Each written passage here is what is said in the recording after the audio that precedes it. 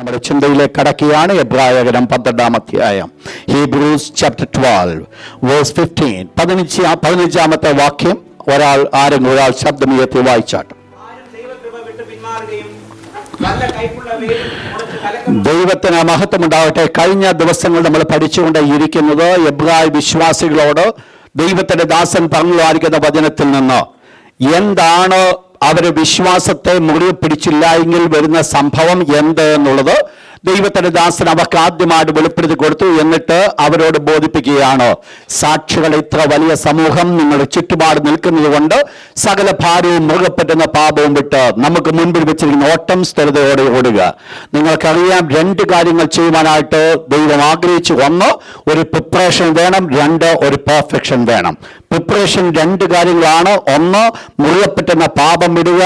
രണ്ട്, എന്തായിരുന്നു? സകല ഭാരവും വിടുക. മൂന്നാമതായിട്ട് പെർഫെക്ഷൻ പറയുന്നത് നമ്മുടെ മുമ്പാകെ വെച്ചിരിക്കുന്ന ഓട്ടം സ്ഥിരതയോടെ ഓടുക.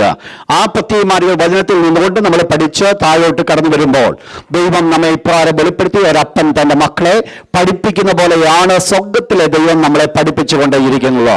ഒരപ്പൻ എങ്ങനെ മകനെ ശിക്ഷിച്ച് വളർത്തുന്നുവോ, ശരിയായിരിക്കുന്ന അവസ്ഥയിലേക്ക് നയിക്കുന്നുവോ, അതുപോലെ തന്നെ സ്വർഗത്തിലെ ദൈവം നമ്മെ ശിക്ഷിച്ച് നമ്മെ ശരിയായിരിക്കുന്ന അവസ്ഥയിലേക്ക് നടത്തുന്നു. ആ കാര്യങ്ങളെക്കുറിച്ച് പറഞ്ഞ ശേഷം ദൈവത്തിന്റെ ദാസൻ 14-ാമത്തെ വാക്യം മുതൽ താഴോട്ട് പറയുമ്പോൾ നമ്മൾ ശ്രദ്ധിക്കേണ്ട കാര്യങ്ങളെക്കുറിച്ച് അവിടെ സൂചിപ്പിക്കുകയാണ്. പ്രധാനമായിട്ട് 4 കാര്യങ്ങളാണ് നമ്മൾ ശ്രദ്ധിക്കേണ്ടത്. എന്ത് വരുവാനായിട്ട് സാധിക്കും? ഒന്ന്, അവിടെ പറഞ്ഞത് fall short of God's grace. ദൈവകൃപ വിട്ട് പിന്മാറുവാനുള്ള സാഹചര്യമുണ്ട്. ദൈവകൃപ വിട്ട് പിന്മാറുവാൻ സാധിക്കും. 2, ഏതെങ്കിലും കയ്പിന്റെ വേര് മുളപ്പിക്കുവാനായിട്ടിടയായി തീരും. അതുകൊണ്ട് എന്ത് സംഭവിക്കും? അനേകം മലിനപ്പെടുവാൻ സാധിക്കും. മൂന്നാമതായിട്ട് ഒരു ദുർനടപ്പുകാരനായി മാറ്റപ്പെടുവാൻ സാധിക്കും. 4, അത് ഒരു അഭക്തനായി തീരുവാനായിട്ട് സാധിക്കും. Profane person. ഈ 4 വീഴ്ചകളിലേക്കാണ് കടന്നു വരുവാനായിട്ട് ചാൻസസ് ഉള്ളത്. ദൈവസന്നിധിയിൽ ദൈവമായിരിക്കുന്ന അവസ്ഥയിൽ നിന്ന് വിട്ടുമാറി കഴിയുമ്പോൾ ഈ 4 മേഖലകളിലേക്ക് വൺ ആഫ്റ്റർ അനദർ കടന്നു വരുവാനായിട്ട് സാധിക്കും. ആദ്യമായിട്ട് ദൈവകൃപ വിട്ട് മാറ്റപ്പെടാം. അതിനെ ഫോളോഡ് ബൈ എന്ത് വരുന്നു? ബിറ്റർനെസ്, കയ്പിന്റെ അനുഭവം ജീവിതത്തിൽ കടന്നു വരുവാനായിട്ട് സാധിക്കും. അതേ തുടർന്ന് എന്ത് കടന്നു വരുന്നു? ദുർനടപ്പിന്റെ അനുഭവത്തിലേക്ക് കടന്നു വരുന്നു. ഫോർണിക്കേഷൻ. 4-മതായിട്ട് നമ്മൾ കണ്ടത് അവർ അഭക്തനായി തന്നെ പ്രൊഫൈൻ പേഴ്സണായി മാറ്റപ്പെടുന്നു.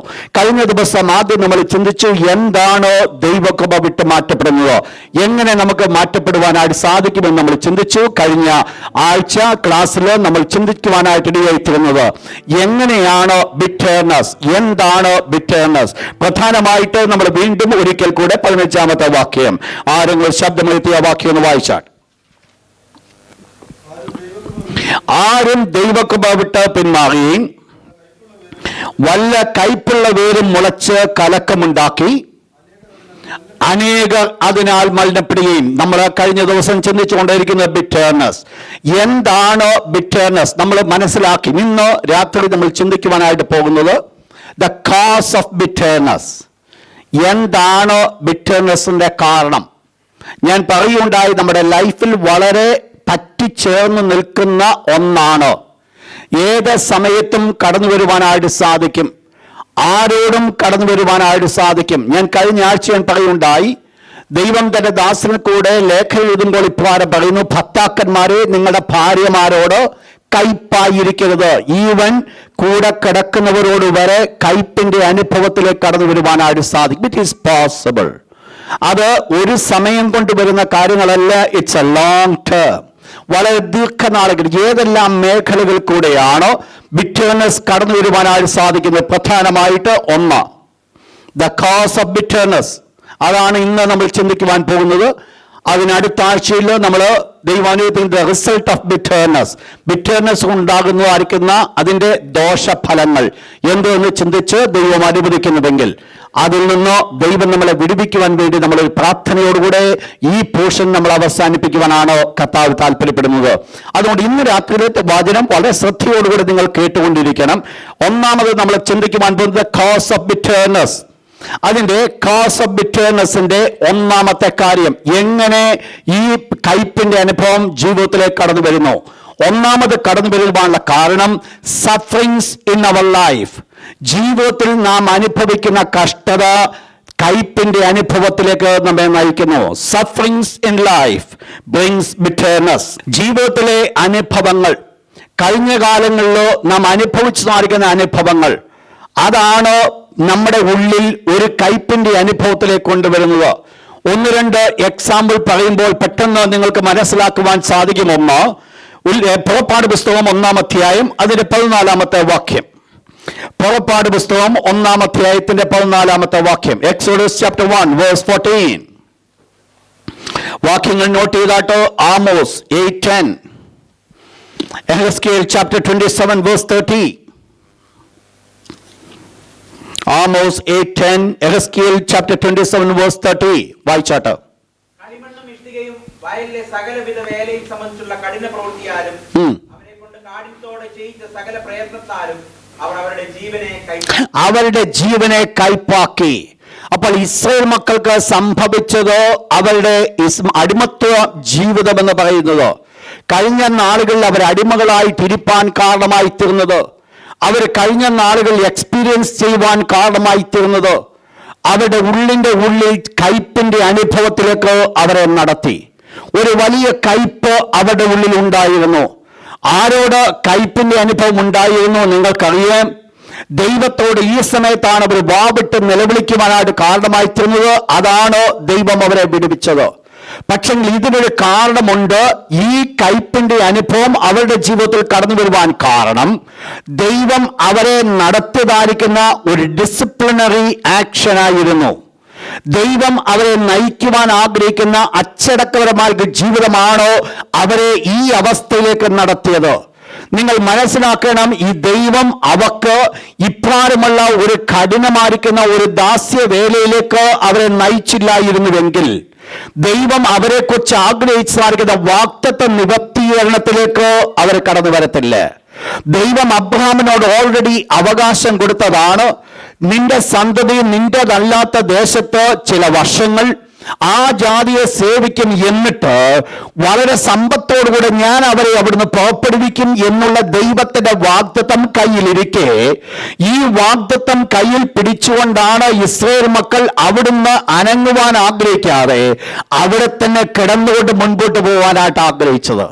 ദൈവം ഈ കഠിന വേല അവർക്ക് കൊടുത്തില്ലായിരുന്നുവെങ്കിൽ ഒരു രീതിയിലും അവർ രക്ഷപ്പെടത്തില്ലായിരുന്നു. അവരുടെ ജീവിതകാലം മുഴുവൻ ഈ ദേശത്ത് ജീവിച്ച് അവർ മുൻപോട്ട് കടന്നു പോകുന്നല്ലാതെ ദൈവം ആഗ്രഹിക്കുന്ന നിവർത്തീകരണത്തിലേക്ക് അവർ കടന്നു വരുവാൻ സാധ്യമാകത്തില്ലായിരുന്നു. ശ്രദ്ധിക്കണം എന്റെ വേർഡ്. ഒരു പക്ഷെങ്കിൽ മിസ്രൈമിൽ അവർക്ക് കഷ്ടം വരുമെന്നല്ല ഞാൻ പറഞ്ഞു വന്നത്. ദൈവം അവരെക്കുറിച്ച് ആഗ്രഹിക്കുന്ന പാലും തേനും ഒഴുകുന്ന ദേശം അവരവകാശമാക്കണമായിരുന്നുവെങ്കിൽ ഈ മിസ്രൈമർ ഇവരെ കഠിനവേല ചെയ്യിപ്പിച്ചെങ്കിൽ മാത്രമേ സാധ്യമാകുകയുണ്ടായിരുന്നുള്ളൂ. ദൈവം നമ്മൾ പാടുന്നൊരു പാട്ടുണ്ട്, അവൻ കൂടുകളെ ഇളക്കി പറക്കുവാനായിട്ട് ശീലിപ്പിക്കുന്ന ഒരു ദൈവമാണ്. നിങ്ങൾ മനസ്സിലാക്കണം, മിസ്രൈമിയ ഫറവോനും അവന്റെ സൈന്യത്താലും ഇസ്രായേൽ മക്കൾ പീഡനം അനുഭവിച്ചു എങ്കിലും ദൈവം അവരെ ഉള്ളംകരങ്ങൾ വഹിച്ചു എന്നുള്ളത് ദൈവത്തിന്റെ തിരുവചനം പഠിക്കുമ്പോൾ നമുക്ക് മനസ്സിലാക്കുവാൻ സാധിക്കും. മിസ്രൈം മക്കൾ വരുത്തിയ ബാധയൊന്നും ഇസ്രായേൽ മക്കൾക്ക് വരുത്തുവാൻ ആഗ്രഹിക്കാതെ മിസ്രൈം മക്കൾക്കുണ്ടായിരുന്ന യാതൊരു ദോഷങ്ങളും അവരുടെ ജീവിതത്തിൽ കടന്നു വരുവാൻ ആഗ്രഹിക്കാതെ അവർക്കുണ്ടായിരുന്ന ഒരു രോഗം പോലും ഇവക്ക് വരുത്തുവാൻ കാരണമാക്കാതെ സ്വർഗത്തിലെ ദൈവം ഈ പ്രതികൂലങ്ങളുടെ നടുവിലും അവരെ പ്രൊട്ടക്ട് ചെയ്തു എന്നുള്ളത് ഒരു വിഷയമാണ്. ഒന്ന് ശ്രദ്ധിച്ചോണം നമ്മുടെ ലൈഫിലൂടെ പിന്നോട്ട്. എന്താണ് ഇവിടെ ആവശ്യമായിരിക്കുന്നത്? അവർക്ക് പ്രശ്നങ്ങൾ ഇല്ലെന്നല്ല, ദൈവം അവരെ ഇളക്കിയില്ലായിരുന്നുവെങ്കിൽ അവർ വാഗ്ദത്ത ദേശം കാണത്തില്ലായിരുന്നു. ഇളക്കിയപ്പോൾ അവർക്കൊരല്പം വേദനാജനകമായിരുന്നു. അവരുടെ ജീവിതം തന്നെ അവർക്ക് കയ്പായിട്ട് തോന്നി. പക്ഷേ അവരുടെ ജീവിതം കയ്പായിട്ട് തോന്നിച്ചതോ ദൈവത്തിന് അവരുടെ ജീവിതത്തിൽ ഒരു പ്രവൃത്തി വെളിപ്പെടുത്തുവാനാ. അങ്ങനെ ഉണ്ടായിരുന്നെങ്കിൽ ദൈവത്തിന്റെ ഡിസിപ്ലിനോ അവരെ ഏൽപ്പിച്ചു കൊടുക്കുവാനായിട്ട് കാരണമായി തീർന്നു എന്നുള്ളത് ഈ വിഷയം വെച്ച് പഠിക്കുമ്പോൾ നമുക്ക് മനസ്സിലാക്കാം. അവർ ഒത്തിരി എതിർപ്പുകാരാ, ഒത്തിരി എതിർപ്പ് നിന്നിട്ടുണ്ട്. എങ്കിലും ഒരു കാര്യം നമ്മൾ പഠിച്ചാൽ, ഈ മിസ്രയീമ്യരുടെ കഠിന ദാസ്യം മുഖാന്തരമായിട്ട് ഇസ്രായേൽ മക്കളെ കുറിച്ച് ദൈവത്തിന്റെ തിരുവചനം പറയുന്നു, അവർ നിലവിളിച്ചത് യഹോവ കേട്ടു. മോശയോട് പറഞ്ഞു, അവരുടെ സങ്കടം ഞാൻ കണ്ടു, കഷ്ടത ഞാൻ കണ്ടു. നിങ്ങൾ ശ്രദ്ധിച്ചോണേ, ഒന്ന് കൂടെ ഇളക്കിയെങ്കിലും ആ കൂടെ ഇളക്കിയ സമയത്ത് ഏതെല്ലാം പ്രതികൂലങ്ങൾ അവർക്ക് കടന്നു വരുവാൻ കാരണമായി തീർന്നുവോ, ഏതെല്ലാം പ്രശ്നങ്ങൾ അവർക്ക് കടന്നു വരുവാൻ കാരണമായി തീർന്നുവോ, ആ സകലതും സ്വർഗ്ഗത്തിലെ ദൈവം കണ്ടുകൊണ്ടാണ് ദൈവം അവരെ മുൻപോട്ട് നയിക്കുവാനായിട്ട് ഇടയായി തീർന്നത്. ദൈവം ഈ കയ്പ് അവക്ക് കൊടുത്തില്ലായിരുന്നുവെങ്കിൽ അവർ അവിടുന്ന് മൂവ് ചെയ്യത്തില്ലായിരുന്നു. കയ്പ് അവക്ക് അനുഗ്രഹമായി എങ്കിലും കയ്പിൻ്റെതായ ദോഷങ്ങൾ ഒത്തിരി അടുക്കാതെ വണ്ണം സ്വർഗ്ഗത്തിലെ ദൈവം അവരെ പ്രൊട്ടക്ട് ചെയ്തു എന്നുള്ള ഒരു വിഷയമാണ്. എങ്കിലും നമ്മുടെ ചിന്തയിൽ നിന്ന് ചിന്തിപ്പിക്കുവാൻ ആഗ്രഹിക്കുന്നത്, ഇസ്രായേൽ മക്കൾക്ക് പിന്നോട്ടൊന്ന് തിരിഞ്ഞു നോക്കിയാൽ, അവർ പിന്നിലേക്ക് നോക്കിയാൽ, മിസ്രയീമിലെ കാര്യം അവർ ഓർത്തു നോക്കിയാൽ, കഴിഞ്ഞ നാളുകൾ ഉണ്ടായിരുന്ന ഒരു അനുഭവം അല്ല ഇപ്പോഴത്തെ അവരുടെ അനുഭവം. അവരുടെ ഉള്ളിൽ അന്ന് പൊങ്ങും ഈ പക, അവരുടെ ഉള്ളിൽ കിടക്കുക കയ്പ്, അവരുടെ ഉള്ളിൽ കിടക്കുകയാണ് ബിറ്റർനെസ്. ആരോടുള്ളത്? മിസ്രയീമ്യരോടുള്ളത്.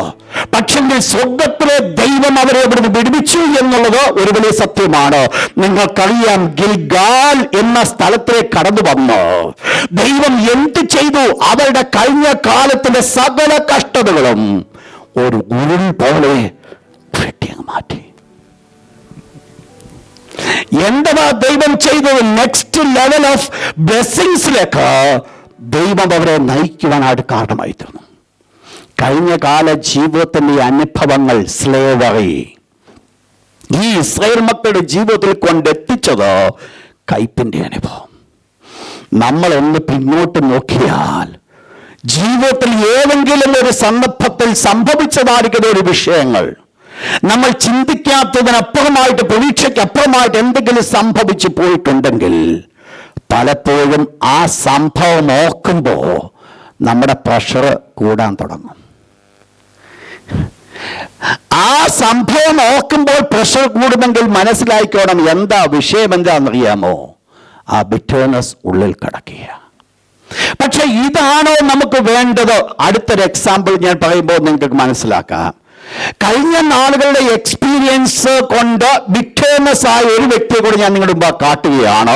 രൂത്തിന്റെ പുസ്തകം 1-ാം അധ്യായം 20-ാമത്തെ വാക്യം. Ruth chapter 1 verse 20. നിങ്ങൾ ശ്രദ്ധിക്കണം, ഞാൻ നിങ്ങളെ ഇവിടെ രണ്ടുപേരെ ഒന്ന് കമ്പാരിസണിലേക്ക് കൊണ്ടുവരാൻ പോകുകയാണ്. ഞാൻ ഒന്ന് കമ്പയർ ചെയ്യുവാൻ പോകുന്ന നവോമി, രണ്ട് കമ്പയർ ചെയ്യുവാൻ പോകുന്ന രൂത്ത്. ഇവരുടെ രണ്ടുപേരുടെയും അവസ്ഥകൾ നിങ്ങളൊന്ന് പഠിച്ചു നോക്കാമെങ്കിൽ, ഈ നവോമിയെ എടുത്ത് നമ്മൾ പഠിച്ചാൽ നമുക്കറിയാം, ഇസ്രായേൽ ബേത്ലഹേമിൽ താമസിച്ചുകൊണ്ടിരുന്ന വളരെ അനുഗ്രഹിക്കപ്പെട്ടതായിരിക്കുന്ന ഒരു കുടുംബ ജീവിതം. രണ്ട് നല്ല മക്കളോടുകൂടെ ജീവിച്ചുകൊണ്ടിരുന്ന സ്ത്രീ തന്റെ ഭർത്താവിന്റെ വാക്ക് കേട്ടുകൊണ്ട് ഭർത്താവിനോടുകൂടെ മോവാബ് ദേശത്തേക്ക് കടന്നു പോകുക. എന്താ പോകാൻ കാരണം? അവിടെ ആഹാരമില്ല, ക്ഷാമമായി. മോവാബ് ദേശത്ത് ആഹാരമുണ്ടെന്ന് മനസ്സിലാക്കി ഈ സ്ത്രീ മുൻപോട്ട് കടന്നുപോയി. ഒരുപക്ഷെ ചിന്തിച്ചു കാണുമായിരിക്കാം, എല്ലാം വളരെ ഭംഗിയാകും എന്ന് ചിന്തിച്ചു കാണുമായിരിക്കാം. പക്ഷെങ്കിൽ മോവാബ് ദേശത്ത് കടന്നു എന്നപ്പോൾ തന്റെ ചിന്തയ്ക്ക് വിരുദ്ധമായിരിക്കുന്ന കാര്യങ്ങളാണ് സംഭവിച്ചത്. വളരെ പെട്ടെന്ന് തന്റെ ഭർത്താവ് അങ്ങ് മരിച്ചു. മനസ്സിലാക്കണം, ഒരു യൗവനക്കാലത്തെ സ്ത്രീ ആകാനാണ് ചാൻസസ്. ഒത്തിരി വലിയ പ്രായമൊന്നും കാണത്തില്ല.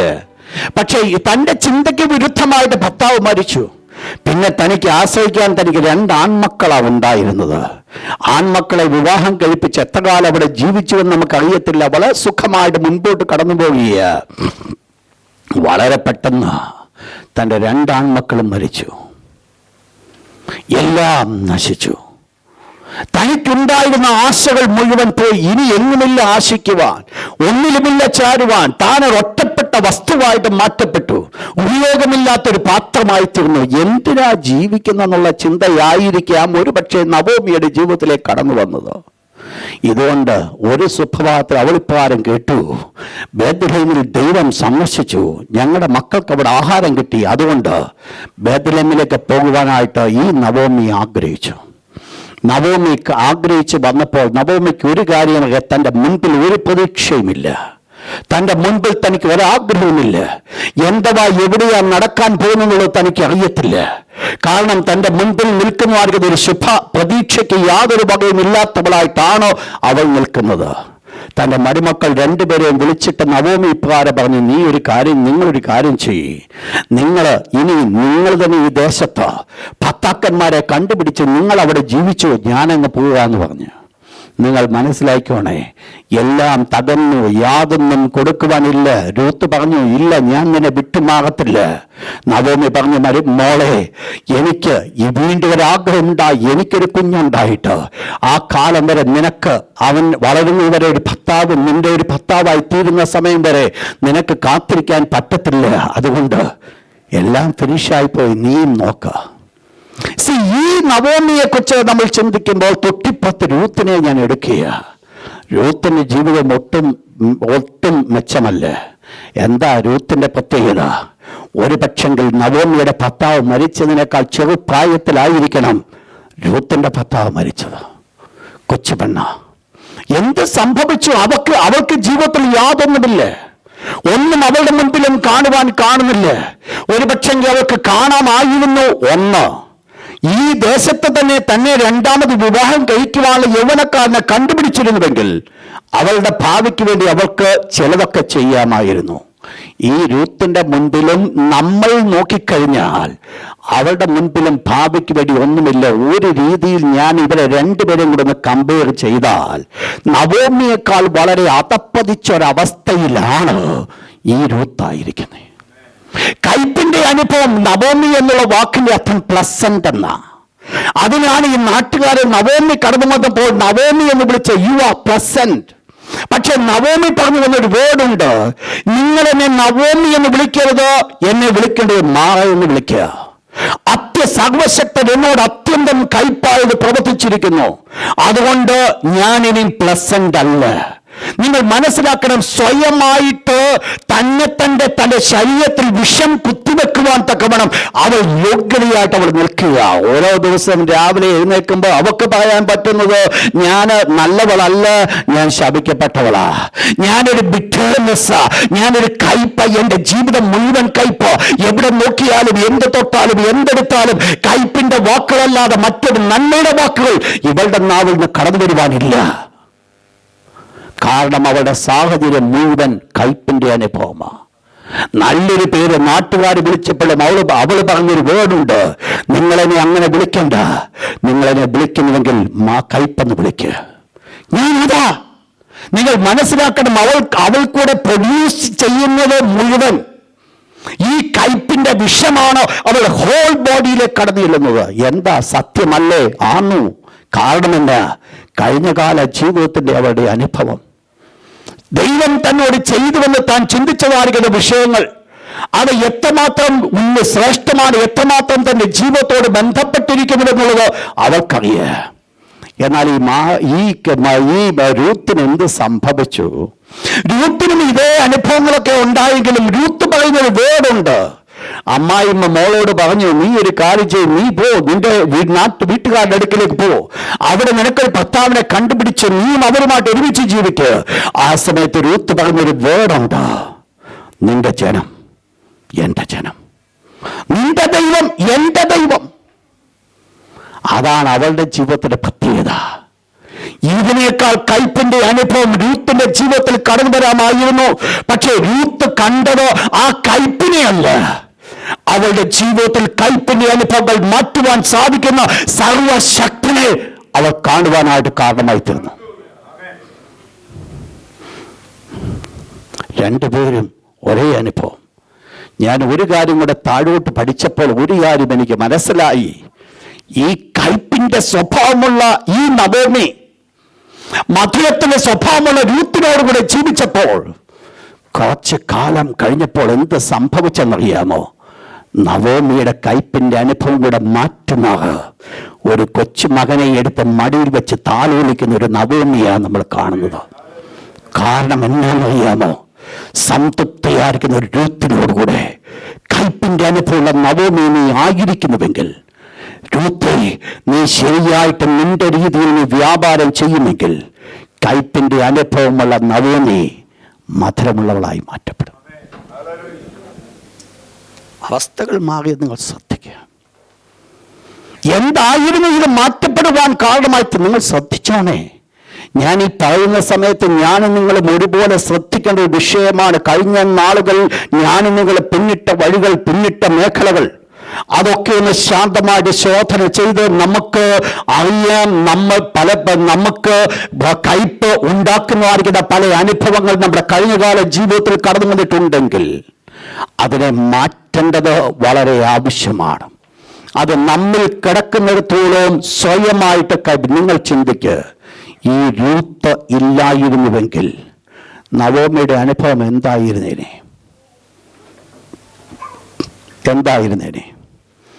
നാട്ടുകാർ വളരെ സ്നേഹത്തോടെ അവളെ സ്വീകരിച്ചതാ.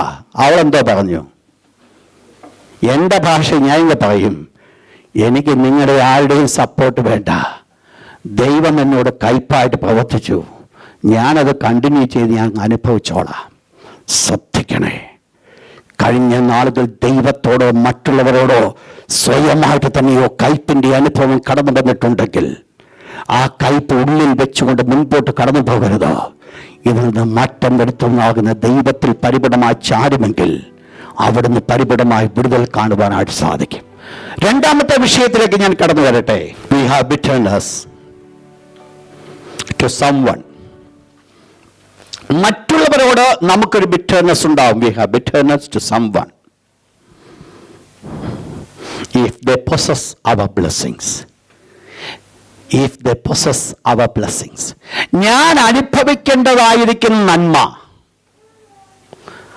യോഗ്യമായി അർഹമായിട്ട് ഞാൻ അനുഭവിക്കേണ്ടതാ. പക്ഷെങ്കിൽ ഈ നന്മ മറ്റാർക്കെങ്കിലും ലഭിച്ചുവെങ്കിൽ അവർ യാതൊരു തെറ്റും നമ്മളോട് ചെയ്തിട്ടില്ല എങ്കിലും നമുക്ക് അവരോട് എന്തായിരിക്കും? ദൈവം നിങ്ങളെ പലരെയും ഓഫീസിൽ ഉയർത്തിയിട്ടുണ്ട്, മാറ്റിയിട്ടുണ്ട്. നിങ്ങൾ ഒരു തെറ്റും ചെയ്യുന്നില്ല. പക്ഷേ പലപ്പോഴും മറ്റുള്ളവർ കയ്പിൻ്റെ അനുഭവമാണ് നിങ്ങൾക്ക് തരുന്നുവെങ്കിൽ അതിന്റെ കാരണമെന്ന് പറയുന്നത് നിങ്ങളെ ദൈവം ഉയർത്തുന്ന ഉയർച്ചയിൽ അവരുടെ ഉള്ളിൽ കയ്പ് കടന്നു വരുവാൻ കാരണമായി തീർന്നു. ഇതൊരു യാഥാർത്ഥ്യമാണ്. ഇന്നലെ വരെ സ്നേഹമായിട്ടിരുന്നു, ഒരു വ്യത്യാസവും കണ്ടില്ല. ഈ ഒരു മാറ്റങ്ങൾ കടന്നു വരുമ്പോഴാണ് എന്താണ് എന്ന് ചിന്തിക്കുവാൻ കാരണമായിരിക്കുന്നത്. പലപ്പോഴും പലരുടെയും ജീവിതത്തിൽ സംഭവിക്കുന്ന ഒരു വലിയ വീക്ക്നെസ്, ഒരുവന്റെ വിജയത്തിലേക്ക് കടന്നു വരുമ്പോൾ ആ മറ്റൊരുവൻ അസൂയ കൊണ്ട് ഒരു കയ്പിന്റെ അനുഭവത്തിലേക്ക് കടന്നു വരുന്നു. ഇത് എല്ലാ മണ്ഡലങ്ങളിലും ഉള്ളവർക്ക് വരുന്ന ഒരു കാഴ്ചയാണ്. ഞാൻ ഈ ഭാഗം ചിന്തിച്ചപ്പോൾ ഈ ഭാഗത്തിന് ബെസ്റ്റ് എക്സാമ്പിൾ എന്ന് പറയുന്നത് യോസഫ് അല്ലാതെ മറ്റാരുമില്ല. നിങ്ങൾക്കറിയാം, നല്ലവനാകുന്ന യോസഫ് പാവം എന്ത് ചെയ്തു? സ്വർഗത്തിലെ ദൈവം ഒരു ദർശനമൊക്കെ കൊടുത്തു. ആ ദർശനം ഭോഷത്വമായിട്ട് തൻ്റെ സഹോദരന്മാരോട് പറഞ്ഞു. ഭോഷത്വമാണോ അല്ലയോ എന്നുള്ളത് ദൈവത്തിനറിയാം. പക്ഷെ ഈ സത്യമൊന്ന് മറച്ചു വെച്ചിരുന്നുവെങ്കിൽ ഇത്രയും പ്രോബ്ലമൊന്നും ഉണ്ടാകത്തില്ലായിരുന്നു. യോസഫ് കണ്ടുപാലിക്കുന്ന കാഴ്ച എന്ന് പറയുന്നത് 11 നക്ഷത്രങ്ങൾ, 11 കറ്റകൾ എൻ്റെ കറ്റയുടെ മുൻപിൽ വണങ്ങുന്നതായിട്ട് കാണുക. ചിന്തിച്ചു, എന്തുവാ ഇവിടുത്തെ വിഷയം? ഞങ്ങളിങ്ങനെ ചേട്ടന്മാരായിട്ട് നിൽക്കുമ്പോ ഞങ്ങളെ ഇട്ടേച്ച് നീ ഞങ്ങളുടെ രാജാവാകുമോ? Bus finish. ഇത് ഉള്ളിൽ കടന്നു. കുറച്ചു കാലം കഴിഞ്ഞപ്പോൾ ഈ കൊച്ചന് സഹോദരന്മാരുടെ സ്നേഹം അന്വേഷിക്കുവാൻ വേണ്ടി വഴിയെ കടന്നു വന്നതാ. ദൂരത്ത് വന്ന് കണ്ടപ്പോൾ, അനുകൂലമായിരിക്കുന്ന സാഹചര്യം കിട്ടിയപ്പോൾ ആ കയ്പ് ഉള്ളിലങ്ങ് പൊങ്ങി. എന്താഗ്രഹിച്ച എങ്ങനെയെങ്കിലും ഇവനെ ഒന്ന് നശിപ്പിക്കണം. എന്തിനു വേണ്ടിയാ? ഇവന്റെ ദർശനം എന്താകും? ഇതാ വിഷയം, മറ്റൊന്നുമല്ല. ആ ജോസഫിനെ ദൈവം ഉയർത്തുവാൻ പോകുന്ന ഉയർച്ച മനസ്സിലാക്കിക്കൊണ്ട് ആ സ്ഥാനത്ത് ഉള്ളിൽ കയ്പ് വന്നു. ഇതാരും കൊണ്ട് ഡെവലപ്പ് ചെയ്ത് വെച്ച് കൊടുത്തതല്ല. പക്ഷെ എന്ത് സംഭവിച്ചു? ഇത് ഉള്ളിൻ്റെ ഉള്ളിൽ കടന്നു വരിക. നിങ്ങൾക്കറിയാം, നമ്മൾ പഠിക്കാൻ പോവുക. ഒരു ചേട്ടനും അനിയൻ ചേട്ടനെ സൂത്രത്തിൽ ചേട്ടൻ്റെ ജ്യേഷ്ഠാവകാശം പിടിച്ചെടുത്തു. അത് കഴിഞ്ഞ് അപ്പൻ്റെ കയ്യിൽ നിന്ന് മൂത്തമാൻ്റെ അനുഗ്രഹം കൂടെ സൂത്രത്തിൽ തപ്പി. ഈ കഴിഞ്ഞ സന്ദർഭം മുഴുവൻ ചേട്ടൻ്റെ മനസ്സിലൊന്ന് കത്താൻ തുടങ്ങി. എന്താണെന്നറിയാം, എൻ്റെ അനുഗ്രഹം അവൻ എടുത്തുകൊണ്ട് പോയി. എനിക്കെങ്ങനെയെങ്കിലും അവനെ നശിപ്പിക്കണം. നിങ്ങൾ ശ്രദ്ധിക്കണം, ആ കയ്പ് ഉള്ളിൽ കടന്നു വന്നപ്പോൾ അതിൻ്റെ പ്രൊഡക്റ്റ് വെളിപ്പെടുകയാണ്. ഇത് പല കാര്യങ്ങൾ നിങ്ങൾക്ക് കാണുവാൻ സാധിക്കും. ഹാബേലിനെയും കയ്യിനെ എടുത്ത് നോക്കിയാൽ ഇത് തന്നെ ആ സംഭവം. എന്താ വിഷയം? ഒരുവന്റെ യാഗത്തിൽ ദൈവം പ്രസാദിച്ചു, മറ്റവൻ്റെ ദൈവം പ്രസാദിച്ചില്ല. ഉള്ളിൽ ആ കയ്പിൻ്റെ അനുഭവം വെച്ചുകൊണ്ട് വയലിനെ കൊണ്ടുപോയി അവിടെ വെച്ച് കൊന്നുകളഞ്ഞു. നിങ്ങൾ ശ്രദ്ധിക്കണം, എന്താ ഇവിടുത്തെ വിഷയമെന്ന്? മറ്റുള്ളവൻ്റെ ഉയർച്ച, മറ്റുള്ളവൻ്റെ ഫോക്കസ്, അത് പലപ്പോഴും മറ്റുള്ളവരെ കയ്പിൻ്റെ അനുഭവത്തിലേക്ക് കൊണ്ടുപോകും. നമ്മൾ ശ്രദ്ധിച്ചോണേ, മറ്റൊരുവൻ്റെ ഉള്ളിൽ ഉണ്ടെങ്കിൽ ഉണ്ടാകട്ടെ, പക്ഷെ നമ്മുടെ ഉള്ളിൽ അതുണ്ടാകരുത്. നിങ്ങൾ മനസ്സിലാക്കിക്കോണേ, ഞാൻ ഈ പറഞ്ഞു വരുന്നത്, ഈ കയ്പിൻ്റെ അനുഭവം ആരുടെയെല്ലാം ഉള്ളിൽ ഉണ്ടായിട്ടുണ്ട്, അവരാരും നന്നായിട്ടില്ല. അവരെല്ലാം നശിച്ചു പോയിട്ടേ ഉള്ളൂ. നന്നാകാനുള്ള ഒരു സാഹചര്യവും അവരുടെ ജീവിതത്തിൽ ഉണ്ടായിരുന്നില്ല. 3, ഹ്യൂമൻ പ്രൈഡ് causes bitterness. അഹങ്കാരം. ഞാൻ ഈ ഭാഗം ചിന്തിച്ചു വന്നപ്പോൾ എനിക്ക് ഈ ഭാഗത്തിന് അനുയോജ്യനായിരിക്കുന്ന ഒരു വ്യക്തിയാണോ നമ്മളിത് പാഠം വായിച്ച ശിമോനെ എനിക്ക് കിട്ടിയത്. നിങ്ങൾക്കറിയാം, അപ്പോസ്തലത്തിൽ ഉള്ള ഒരു ശിമോൻ, ആക്സ് 8. എന്താ ഈ പുള്ളിയുടെ പ്രത്യേകത എന്നറിയാമോ? പുള്ളിക്ക് സ്വയമായിട്ടൊരു ചിന്തയുണ്ട്, താൻ മഹാൻ എന്ന് വെളിപ്പെടണം. അതിനെന്ത് ചെയ്തു? പാവം പിടിച്ച ശമരിയ ജനത്തിന്റെ മുൻപിൽ ആ വിചാരങ്ങൾ ദീർഘകാലം ചെയ്ത് ഈ ജനത്തെ എല്ലാം പേടിപ്പിച്ച് പുള്ളി തൻ്റെ കയ്യിലങ്ങ് ഒതുക്കി. ഇതാ പുള്ളി ചെയ്ത്. നിങ്ങൾ ആ ഭാഗം അറിയാമല്ലേ, അതുകൊണ്ട് ഞാൻ ഓടിച്ചു വിടുക. കുറച്ച് നാളുകൾ ക്ഷുദ്രപ്രയോഗമൊക്കെ ചെയ്ത് ഈ വ്യക്തി ബാക്കിയുള്ള ജനത്തെ എല്ലാം ഒതുക്കി. അപ്പോഴാണ് അപരിതനായിരിക്കുന്ന ഒരു ഫിലിപ്പോസ് അങ്ങോട്ട് കടന്നു ചെല്ലുന്നത്. എന്തോ സംഭവിച്ചവിടെ. അവിടെ ശമരിയയിൽ ഒരു വലിയ വിപ്ലവം നടന്നു, വലിയ അത്ഭുതങ്ങളൊക്കെ നടന്നു. ഇതുവരെ താൻ പിടിച്ചു വച്ചിരുന്ന മുഴുവൻ ശിഥിലമായി പോയി. കഴിഞ്ഞ നാളുകൾ താൻ ചിന്തിച്ചു വെച്ചിരുന്നത് തനിക്കാണ് വലിയ ശക്തിയെന്നും തന്നെ കൊണ്ട് പലത് സാധിക്കുമെന്നും ചിന്തിച്ചു വെച്ച ആ സ്ഥാനത്ത് ദൈവത്തിന്റെ ദാസന്റെ പ്രവർത്തനം അവിടെ വെളിപ്പെട്ടപ്പോൾ ആ പൈശാചിക ശക്തികൾ മുഴുവൻ ഉടഞ്ഞു വീഴുവാനിടയായി തീർന്നു. ഉടനെ പുള്ളി മനസ്സിലാക്കി, ഇത്രയും നാൾ ഞാൻ സേവിച്ചു വന്നതല്ല വാസ്തവത്തിൽ ശക്തിയുള്ളത് ഇവരുടെ ദൈവത്തിന്, അതുകൊണ്ട് ഇവരുടെ പിന്നാലെ കൂടുന്നതാണ് നല്ലതെന്ന് ചിന്തിച്ചു. എൻ്റെ ഭാഷയാ കേട്ടോ. എന്നിട്ട് എന്ത് ചെയ്ത് ഇവരുടെ പിന്നാലെ പുള്ളി കൂടി. വേദപുസ്തകം പറയുന്നു, താനും വിശ്വസിച്ചു, യേശുക്രിസ്തുവിന്റെ നാമത്തിൽ സ്നാനവും ഏറ്റു. ഇതിന് ശേഷം ഈ പ്രവർത്തനം നടന്നിരുന്നുവെങ്കിൽ ഞാൻ പറഞ്ഞേനെ, ഈ പുള്ളി നല്ലതാണോ എന്ന് ചിന്തിച്ചിട്ട് സ്നാനപ്പെടുത്താത്ത അല്ലയോ കത്തുദാസനെ ഈ ദോഷം വന്നെന്ന് പറഞ്ഞേനെ. എന്താ ഇവിടുത്തെ വിഷയം? ശിമോനും സ്നാനപ്പെട്ട് കഴിഞ്ഞിട്ടുള്ള സംഭവം എന്ന് പറയുന്നത്, ഇവരെ പാവങ്ങളെ ദൈവത്തിന്റെ വിടുതലൊക്കെ അനുഭവിച്ചെങ്കിൽ പരിശുദ്ധാത്മ അഭിഷേകം ഇതുവരെ പ്രാപിച്ചില്ല. ഈ ന്യൂസ് അങ്ങ് യെരൂശലേമിൽ ചെന്നപ്പോൾ പത്രോസിനെ ഇങ്ങോട്ട് പറഞ്ഞു വിട്ടു. പത്രോസ് അവരുടെ മേൽ കൈവച്ചപ്പോൾ ഇവരെല്ലാം ആത്മാവിൽ നിറഞ്ഞു. പുള്ളി നേരത്തെ കണ്ടതിനേക്കാൾ വലിയ പ്രവൃത്തിയെ ഇപ്പം കാണുന്നേ. ഈ സമയത്ത് പുള്ളിക്കൊരു ആഗ്രഹം തോന്നി, ഇതെങ്ങനെയെങ്കിലും ഒന്ന് പിടിച്ചു മേടിക്കണം. എന്താ ആഗ്രഹം? നല്ലതല്ല. പിന്നെ എന്താ പുള്ളിയുടെ ആക്ച്വൽ മോട്ടീവ് എന്തുവാ? ഒന്നേ ഉള്ളൂ, ആദ്യത്തെ തന്നെ. എല്ലാത്തിനെയും ഒന്ന് കൺട്രോൾ ചെയ്തു വരുവാനുള്ള ഒരാഗ്രഹം, അതേ ഉള്ളൂ പുള്ളിയുടെ. പക്ഷെ ഇതിനു വേണ്ടി കുറച്ച് പണവും കൊണ്ടുപോയി അപ്പോസ്തലന്മാരുടെ കാൽക്കൽ വെച്ചിട്ട് പറഞ്ഞു, എനിക്കും ഇങ്ങനെയുള്ള ഒരു അധികാരമൊക്കെ തരണം. കൈവച്ച ഉടനെ ആൾക്കാർ വീഴണം. പത്രോസ് ആ വ്യക്തിയെ നോക്കൊണ്ട് പ്രകാരം പറഞ്ഞു, നീ അനീതിയുടെ ബന്ധനത്തിൽ നീ കിടക്കുക. നിങ്ങൾ മനസ്സിലാക്കണേ, ഇതും കയ്പുമായിട്ടുള്ള ബന്ധം എന്തുവാ? ഈ കഴിഞ്ഞ നാളുകൾ പുള്ളി ചെയ്തു വന്നതും ഇപ്പോ പത്രോസ് അപ്പോസ്തലൻ പുള്ളിയുടെ റിയൽ കോസ്. ആദ്യം പറഞ്ഞു, നിന്റെ ഹൃദയം ദൈവസന്നിധാനത്തിൽ എന്തുള്ളതല്ല, നീലുള്ളതല്ല, അതുകൊണ്ട് നിന്റെ പണം നിന്നോടുകൂടെ നശിച്ചു പോകട്ടെ. അതിനുശേഷം പറഞ്ഞ വേർഡാണ്, നീ കയ്പിൻ്റെ പകയിൽ കിടക്കുക. എന്താ ഇവിടുത്തെ വിഷയം? എന്തുവാ ഇവിടുത്തെ സംഭവം? അന്ന് തൻ്റെ ആദ്യകാൽ രക്ഷിക്കപ്പെടുന്നതിന് മുമ്പ് തൻ്റെ ഉള്ളിലുണ്ടായിരുന്ന ഒരു ആഗ്രഹം ഇതുവരെ മരിക്കാതെ കിടക്കുക. ആള് രക്ഷിക്കപ്പെട്ടു, സ്നാനപ്പെട്ടു, വേർപെട്ട് നിൽക്കുക, ഫിലിപ്പോസിനോട് ചേർന്നാ പുള്ളി നിൽക്കുന്നേ.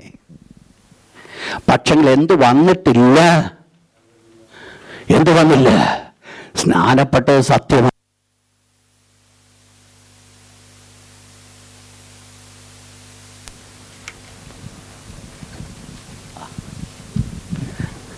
Praise God. എന്ത് സംഭവിച്ചു?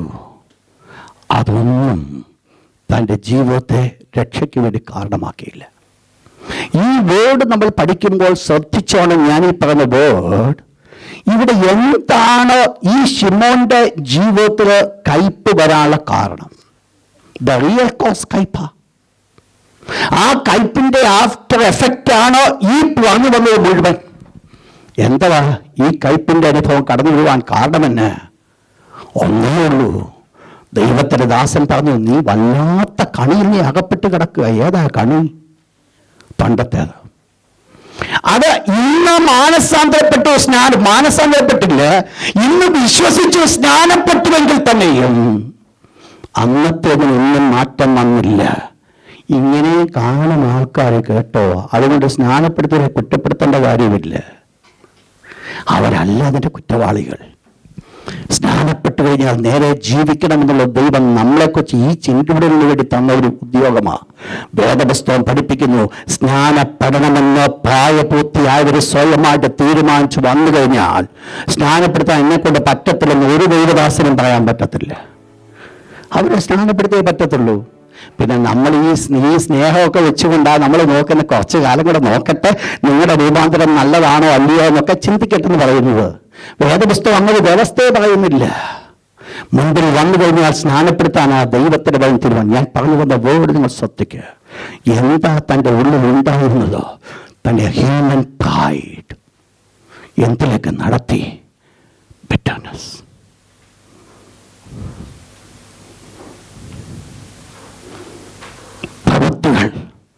ദൈവത്തിന്റെ പ്രവൃത്തികൾ അവിടെ നടന്നത്. പക്ഷെങ്കിൽ it's lead to bitterness. Next, ദേഷ്യം, പക. ഇതൊക്കെ നമ്മളെ നിയന്ത്രിക്കുവാനായിട്ട് ഏൽപ്പിച്ചു കൊടുക്കുന്നുവെങ്കിൽ അത് വളരെ പെട്ടെന്ന് കയ്പിലേക്ക് മാറ്റും. നിങ്ങൾ മനസ്സിലാക്കുക. വാസ്തവത്തിൽ ഈ ഹാമാൻ, ഞാൻ ആ വിഷയമാക്കൊണ്ടിരുവാൻ പോകുന്നത് എസ്തേർ ചാപ്റ്റർ 5. എന്താ സംഭവിച്ചത്? ഈ ഹാമാനും മൊർദെഖായിയുമായിട്ടുള്ള ബന്ധം എന്തുവാ? ഒന്ന് ചിന്തിച്ചു നോക്കി. ഹാമാൻ ആരാ? മൊർദെഖായി ആരാ? ഹാമാന് വേണമായിരുന്നുവെങ്കിൽ അങ്ങോട്ട് ഇറങ്ങിച്ചെന്ന് മൊർദെഖായിയുടെ ചെവിയെ പിടിച്ചിട്ട് നേരെ കൊണ്ട് കാരാഗൃഹത്തിൽ അടയ്ക്കാൻ ഒരു പ്രശ്നവുമില്ല. He has authority. രാജാവിന് ശേഷം നിൽക്കുന്ന വ്യക്തിയായി ഹാമാൻ. പക്ഷെങ്കിൽ പുള്ളിക്ക് എന്ത് സംഭവിച്ചു? ഈ മൊർദെഖായി അവിടെ ഇരിക്കുന്ന കാണുമ്പോൾ പുള്ളിയുള്ളിൽ ദഹിക്കുന്നില്ല. ദഹനം ഇല്ലാത്തത് മറ്റൊന്നും കൊണ്ടല്ല. ഈ മൊർദെഖായിയോട് മാത്രമല്ല പുള്ളിക്ക് പ്രശ്നമുള്ളത്, ആ ഹോൾ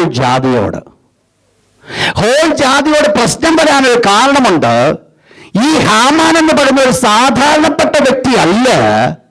ഒരിക്കൽ സ്വർഗത്തിലെ ദൈവം ഇസ്രായേൽ മക്കൾ മുൻപോട്ട് കടന്നു വന്നപ്പോൾ അവരെ പിന്നിൽ കടന്നു വന്ന് നശിപ്പിച്ച ശത്രുവുണ്ട്, അമാലേക്ക് എന്ന് പറഞ്ഞു.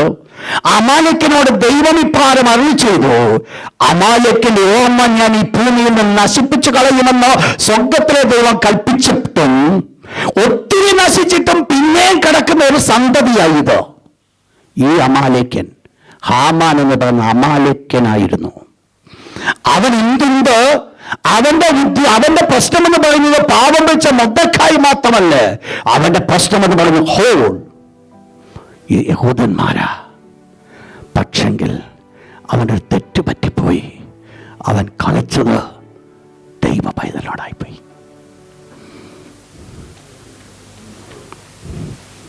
ചെയ്യണമായിരുന്നുവെങ്കിൽ മൊർദെഖായി ആണ് നിന്റെ പ്രശ്നമെങ്കിൽ നിനക്ക് ഈസിയായി ചെയ്യാമായിരുന്നു. മൊർദെഖായി അതിനടുത്ത ദിവസം കാരാഗ്രഹത്തിൽ കിടന്നേനെയും സംഭവം എല്ലാം മാറിപ്പോയനെയും.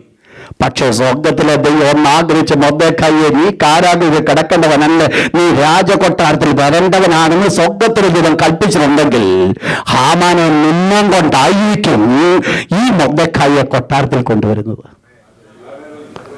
ദൈവത്തിന്റെ പ്രവൃത്തി ഒരു മനുഷ്യന് മനസ്സിലാക്കുവാൻ സാധ്യമല്ല. Bitterness kill himself. ഇത്രയും വലിയ കാഴ്ചപ്പാട് കൂടെ ചാടുവാനുള്ള കാരണമെന്ന് പറയുന്നത് അവന്റെ ഉള്ളിലുണ്ടായിരുന്ന ബിറ്റർനെസ്.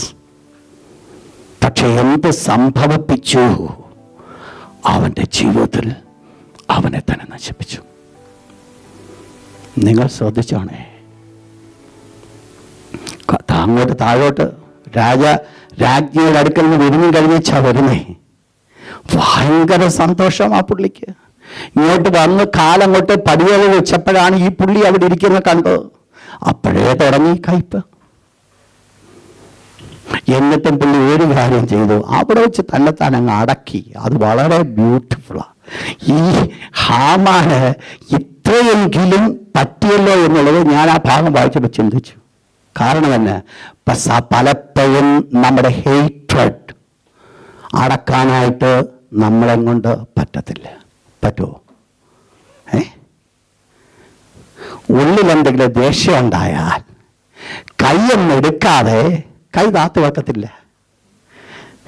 വേദപുസ്തകത്തിൽ ഇപ്രകാരം അനുഗ്രഹിക്കപ്പെട്ട വാക്യമുണ്ട്, വാൾ എടുക്കുന്നവൻ രക്തം ചൊരിയാതെ വാൾ ഓയിലിടരുത് എന്ന് പറഞ്ഞ പോലെ കോപം വന്നാൽ കൈവെക്കാതെ താഴെ വീഴത്തില്ല. എന്താ വിഷയം? ഈ ഹാമാന്റെ ജീവിതത്തിൽ സംഭവിച്ചത് അവന്റെ ഉള്ളിലെ പക അവനെ ലീഡ്സ്, അതിനവൻ കീഴ്പ്പെട്ട് കൊടുത്തത് കൊണ്ട് അവൻ ആ ബിറ്റർനെസ്സിലേക്ക് അകപ്പെട്ട് ഫൈനലി അവൻ തന്നെ അതിനകത്ത് വീഴുവാൻ കാരണമായി തീർന്നു. നെക്സ്റ്റ് മുമ്പോട്ട് പോട്ടെ. ഇതാണ് നമ്മൾ എബ്രായ ലേഖനം 12:15 നമ്മൾ പഠിക്കുന്നത്. ആരെങ്കിലും ദൈവകൃപ വിട്ട് പിന്മാറുകയും അതിനെ ഫോളോഡ് ബൈ എന്തുവരും? വല്ല കയ്പുള്ള വേരും മുളച്ച് കലക്കമുണ്ടാക്കി. അപ്പോൾ എന്തിന് ചാൻസ് ഉണ്ട്? ദൈവകൃപ വിട്ട് മാറിയാൽ കയ്പിന് ചാൻസ് ഉണ്ട്. ബിറ്റർനെസ്.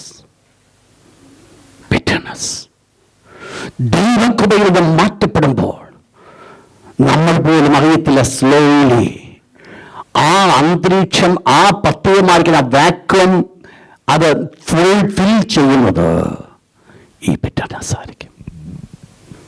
ആ ബിറ്റർനെസ് എന്ന് പറയുന്നത് വാസ്തവത്തിൽ സ്വയമായിരിക്കുന്ന എംപ്റ്റിനെസ് വെളിപ്പെടുത്തുവാൻ തക്കവണ്ണം നമ്മൾ ആഗ്രഹിച്ചുകൊണ്ട് ചെയ്യുന്ന ഒരു കാര്യമാണ്. Actual we are empty. പക്ഷെ എന്ത് ചെയ്യുവാൻ, എന്ത് വെളിപ്പെടുത്തുവാൻ ആഗ്രഹിക്കുന്നില്ല? വി ആർ എംപ്റ്റി എന്നുള്ളത് വെളിപ്പെടുത്തുവാൻ നമ്മൾ ആഗ്രഹിക്കുന്നില്ല. അതുകൊണ്ട് നമ്മുടെ ഉള്ളിൽ കൂടെ കടന്നു വരുന്നതായിരിക്കുന്ന വാക്കുകളാണ്. ദൈവത്തിന്റെ ദാസനെ ഇപ്രകാരം പറയുന്നു, ആരെങ്കിലും ദൈവകൃപ വിട്ട് പിന്മാറി വല്ല കയ്പുള്ള വേര് മുളച്ച് കലക്കമുണ്ടാക്കി. താഴെ പറയുന്ന വേർഡ് ഇതാണ്, അനേകർ അതിനാൽ മലിനപ്പെടുന്നു. എൻ്റെ ഉള്ളിൽ ഒരു കയ്പുണ്ടാകുമ്പോൾ ആ കയ്പിൻ്റെതായിരിക്കുന്ന പ്രൊഡക്റ്റ് എന്നിൽ ജീവിതത്തിൽ കൂടെ വെളിപ്പെടുമ്പോൾ അതിനനുസരണമായിട്ടായിരിക്കും മറ്റുള്ളവരെ നമ്മൾ കൂട്ടുപിടിക്കുന്നത്. ഞാൻ പണ്ട് നിങ്ങളെ ചിന്തിപ്പിച്ചിട്ടുണ്ട്. ദാതാനും അബീരാമും കോരഹും ഈ 3 പേരും തമ്മിൽ കണ്ടുമുട്ടാൻ ഈ 10-30 ലക്ഷം ജനത്തിൽ എങ്ങനെ സാധിച്ചു എന്നുള്ളത് ഞാൻ പറഞ്ഞു. മനസ്സിലായോ? ദാതാനും അബീരാമിന്റെ പ്രശ്നം ആരോടാ? മോശയോട്. കോരഹിന്റെ പ്രശ്നം ആരോടാ? അഹരോനോട്. ഈ ഇങ്ങനെയുള്ള പ്രശ്നക്കാർ രണ്ടുപേരോടുള്ള പ്രശ്നക്കാർ ഇങ്ങനെ പ്രശ്നം മുന്നിൽ വെച്ചുകൊണ്ടിരിക്കുക. ഈ 30 ലക്ഷം ജനത്തിൽ ഈ 3 പേരെ കണ്ടുപിടിക്കാൻ പറ്റുമോ? കർത്താവായ യേശു പള്ളിയിൽ നിന്ന് വന്നിട്ട് കണ്ടുപിടിക്കുന്ന 3 ദിവസം എടുത്തു, ഇല്ലേ? നല്ല കാര്യം ഒന്ന് അന്വേഷിച്ച് കണ്ടുപിടിക്കണേ 3 ദിവസം എടുക്കും. ഒരു ദിവസമേ നഷ്ടപ്പെട്ടുള്ളൂ എങ്കിലും ഒരു ദിവസവും അഡീഷണൽ ഒരു ദിവസം പലിശയും കൂടെ കൊടുത്തെങ്കിലേ അത് കണ്ടുപിടിക്കാൻ പറ്റത്തുള്ളൂ. പക്ഷെ ഇങ്ങനെയുള്ളത് അടുക്ക വരും. ഇതൊരു വലിയ മർമ്മമാണ്. എന്ത് സംഭവിക്കും? അതുകൊണ്ട് എന്താ സംഭവിച്ചത്? ഈ 3 പേര് മാത്രമാണോ നശിച്ചത്? 250 പേര്. കൂട്ടത്തിലൊരു വലിയ തീയ. ആരാ ഇതിന് കാരണം? ഉള്ളിലുണ്ടായിരുന്ന ഒരു കൊച്ചു കയ്പ്, ആ ഒരു ചെറിയ പ്രൊഡക്റ്റ്. എന്ത് സംഭവിച്ചു? അതിന് വളരുവാൻ ചാൻസ് ഉണ്ടായി. അതുകൊണ്ട് എന്ത് സംഭവിച്ചു? അതുകൊണ്ട് അനേകർ അതിനാൽ മലിനപ്പെടുകയുണ്ടായി. ശ്രദ്ധിച്ചോണേ, നമ്മുടെ ഉള്ളിലെ കയ്പ് നമ്മൾ മാത്രമല്ല നശിക്കുന്നത്, മറ്റുള്ളവരെ കൂടെ നശിപ്പിക്കുന്നത്. Point not ചെയ്തോണേ. നെക്സ്റ്റ്, ക്ഷമിച്ചു കൊടുക്കാത്തതും മറക്കാത്തതും കയ്പ് കൊണ്ടുവരുന്നു. ക്ഷമിച്ചു കൊടുക്കാത്തതും മറക്കാത്തതും. Ephesians chapter 4 verse 31 and 32.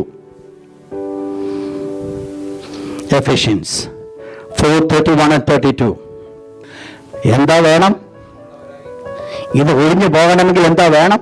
നിങ്ങൾ തമ്മിൽ ദയയും മനസ്സുള്ളവരായി, ക്ഷമിച്ചതുപോലെ. ഇതാണ് forgiving. ഇതില്ല എങ്കിൽ, ക്ഷമിച്ചു കൊടുക്കുവാൻ സാധിക്കത്തില്ല എങ്കിൽ കയ്പ് ഉള്ളിൽ കത്തുവാനായിട്ട് സാധിക്കും. അവസാനമായിട്ട് കയ്പുണ്ടാകാം when everything is meaningless. ഒന്നിനും ഒരർത്ഥമില്ലാതിരിക്കുമ്പോൾ കയ്പുണ്ടാകാം. ഒന്നിനും ഒരർത്ഥമില്ല. First Ecclesiastes chapter 2 verse 17. Ecclesiastes 2:17. ഞാൻ ജീവനെ വെറുത്തു, സൂര്യന് കീഴെ നടക്കുന്ന കാര്യം എനിക്കിഷ്ടമില്ല എന്ന് പറഞ്ഞാൽ ഒന്നും എൻ്റെ ഇഷ്ടത്തിനനുസരിച്ചല്ല നടക്കുന്നത്. അതുകൊണ്ട് ഞാൻ എന്ത് ചെയ്തു? എൻ്റെ ജീവനെ തന്നെ ഞാൻ വെറുക്കുക. ഇതാണ് യോബ് പറഞ്ഞത്. എന്നെ ജനിപ്പിച്ചത് എന്തിനാ? ഞാൻ അന്ന് ജനിക്കാതിരുന്ന കൊള്ളായിരുന്നു. കാരണം എന്നാ? ജീവിതത്തിൽ നോക്കുമ്പോൾ ഇപ്പോൾ ഈ ചിരട്ടയിട്ട് താൻ ചോർന്നുകൊണ്ടിരിക്കുക. കഴിഞ്ഞ നാളുകളുടെ നന്മയുടെ അവസരങ്ങളെല്ലാം നഷ്ടപ്പെട്ടു. ഇപ്പോൾ താൻ അനുഭവിക്കുന്ന വേദനയുടെ നിമിഷങ്ങൾ മാത്രം. ഈ വേദനയുടെ നിമിഷങ്ങൾ കൂടെ താൻ കടന്നു പോകുമ്പോൾ താൻ തന്നോട് തന്നെ ചോദിക്കുക, എന്തിനാ ഈ ജീവിതം? ചോദിച്ചിട്ടില്ലേ ചില സന്ദർഭങ്ങളെങ്കിലും? ഇല്ലേ? ചോദിച്ചിട്ടുണ്ടോ? ഞാൻ ചോദിച്ചിട്ടുണ്ട്. നിങ്ങളാരും നിങ്ങളൊക്കെ വളരെ നല്ല, ഒത്തിരി ഹോളിയാ. നമ്മുടെ എല്ലാവരുടെയും ജീവിതത്തിൽ ഏതെങ്കിലും ഒരു സന്ദർഭത്തിലെങ്കിലും നമ്മൾ ചോദിച്ചിട്ടുണ്ട്, എന്തിനാ ജീവിക്കുന്നേ? ഈ ജീവിതം എനിക്ക് മടുപ്പാ, ജീവിതം എനിക്ക് മതിയായി. എന്താ കാരണം? ഒന്നും ഞാൻ ആഗ്രഹിക്കുന്ന പോലല്ല നടക്കുന്നത്, എല്ലാം ഞാൻ ആഗ്രഹിക്കുന്ന വിരുദ്ധമായിട്ടാണ് നടക്കുന്നത്. അതുകൊണ്ട് എന്നോട് തന്നെ എനിക്ക് കയ്പ്. ജീവിതത്തിൽ നമ്മുടെ പ്രതീക്ഷയ്ക്ക് അനുസരണമായിട്ട് കാര്യങ്ങൾ നടക്കാതിരിക്കുമ്പോൾ ഈ ബിറ്റർനെസ് വളരെ ഈസി ആയിട്ട് മുളയ്ക്കുവാനായിട്ട് സാധിക്കും. നിങ്ങൾ ശ്രദ്ധിച്ചോണേ, ഞാനീ പറഞ്ഞ വേർഡുകൾ മുഴുവൻ ഒറ്റ കാര്യമാണ്. ഇതിൽ കൂടെ ഒക്കെ എന്ത് ചെയ്യുന്നേ? ബിറ്റർനെസ് മുളയ്ക്കുക. എവിടെ കിടക്കുന്നത്? ഇതെവിടെ കിടക്കുന്നേ? മണ്ണിന് അടിയിൽ. ഇതാരെങ്കിലും ഉണ്ടോ? ഇല്ല. പുറത്തെ ഫലങ്ങളെ കാണുന്നുള്ളൂ. നമുക്കെല്ലാവർക്കും നമ്മുടെ കണ്ണുകളെ അടയ്ക്കാം, കർത്താവിന്റെ പരിശുദ്ധ മുഖത്തേക്ക് നോക്കാം.